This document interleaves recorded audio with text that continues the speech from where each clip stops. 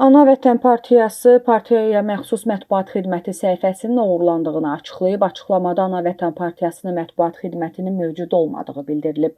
Bir zamanlar mövcud olan partiyanın mətbuat xidmətinə aid səhifə məlum şəxslər tərəfindən ələ keçirilib. Orada saxta məlumatlar paylaşılmaqla üzvlərimizi və cəmiyyəti yanlış istiqamətləndirməyə yönəlmiş məlumatlar paylaşılıb. Hər kəsdən diqqətli olmağa, sədrimiz Fəzail Ağamalının və Ana Vətən Partiyasının rəsmi səhifəsini paylaşdıqlarından kənar dezinformasiyalara inanmamağa çağırırıq. Yaranmış mövcud vəziyyətlə bağlı yaxın günlərdə həmin şəxs və ya şəxslər barəsində hüquqi müstəvidə ölçü götürüləcək deyə partiya bəyan edib. Qeyd edək ki, dünən Fəzail Ağamalının sədri olduğu Ana Vətən Partiyasının qurultayında qalmaqal yaşanıb.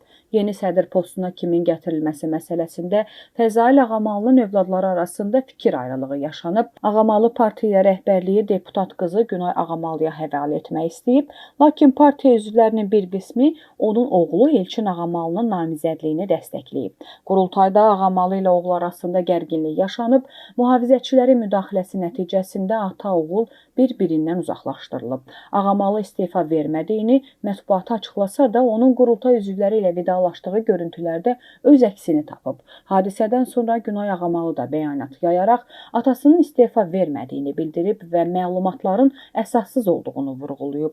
Ana Vətən Partiyasının təşkilatı məsələlər üzrə sədr müavini Elçin Ağamalı bildirib ki, atası onun sədrliyə potensial namizəd kimi imkanlarını bildiyi üçün son bir ildə onu partiya fəaliyyətindən tamamilə uzaqlaşdırıb.